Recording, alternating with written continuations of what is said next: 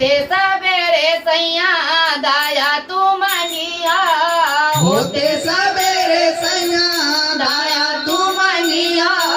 शिव गुरु के शिष्या तू बनेगा शिव गुरु के शिष्या तू बनेगा रोजे करैया चरच बाबलम जी